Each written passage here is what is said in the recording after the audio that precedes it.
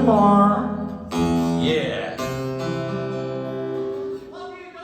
I love you too, man. I really mean it. I'm not kidding. You're my whole life. I don't have much left, but love for people and singing for them. And I want to do it for the rest of my life. I don't know how long that'll be, but I hope I die up here. Hitting some big high note. Which brings me to the next song. Back in 1973, I'll tell you a little story. I knew a man named Pete Seeger, and I started singing on the Hudson River after I got out of college. I could have gone and had a straight job, but I decided at that point, a turning point in my life, I did not want to ever have a job. I wanted to be an artist and a singer, come what may. I could just as soon be homeless right now as standing on this stage. But I didn't care. There were always interesting things happening. A door would open and I would walk through it. And that's been the story of my life. I'm still doing it. So, a fella came along and made a movie about Seeger, and I was in the movie because I was sort of singing with him. The guy liked my music, and he made a movie about me called Till Tomorrow, 1969. You can see some of it on YouTube. I look very young. And then he began to make a movie with Johnny Cash. And it was, and he filmed him at Folsom Prison. And he made a movie called Johnny Cash at Folsom Prison, which I bet you've seen. Yep. Or you will see because it's always around, it's a staple. So somehow now Cash and I were connected through this filmmaker.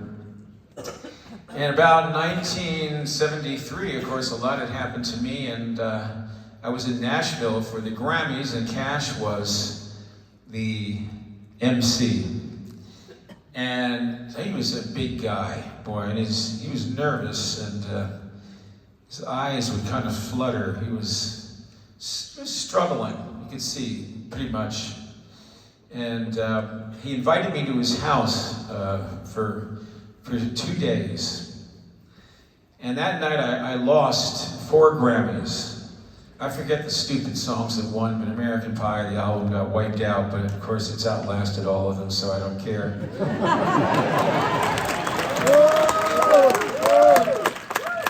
I get such a kick out of that. You know, I hate Rolling Stone magazine, and they just can't kill me. You know, they've tried so hard. Just keep coming up number 1 on these surveys and all the rest of it. And that stupid Jan Wenner is finally gone away, so.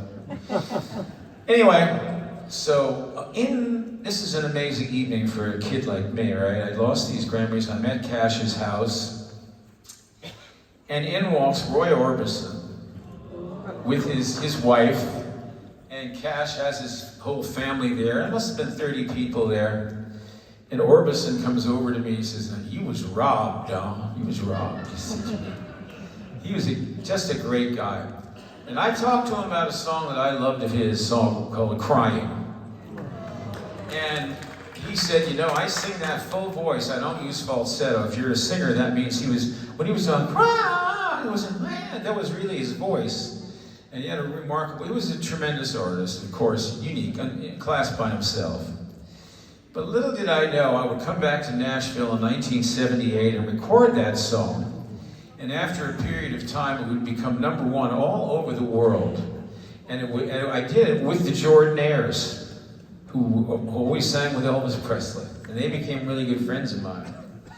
This song, Crying, became number 1 all over the world. And Roy Orbison was on his march back.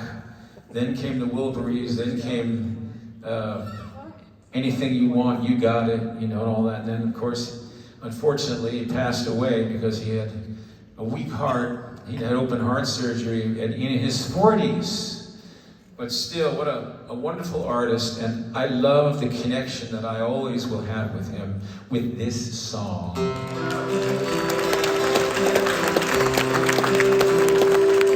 I was all right For a while I could smile for a while, but when I saw you last night, you held my hand so tight. When you stopped to say hello,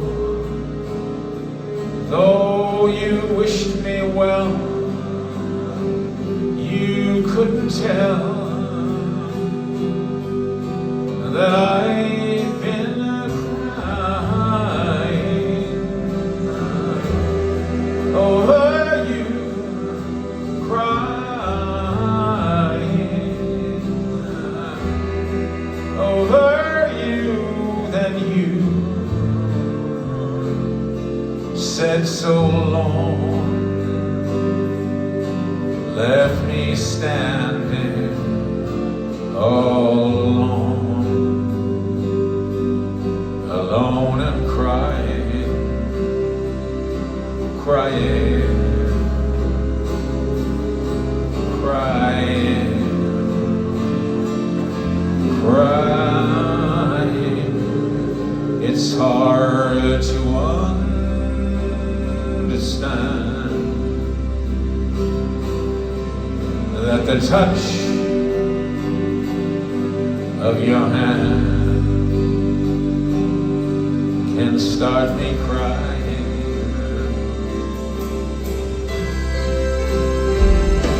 I thought that I was over you, but it's too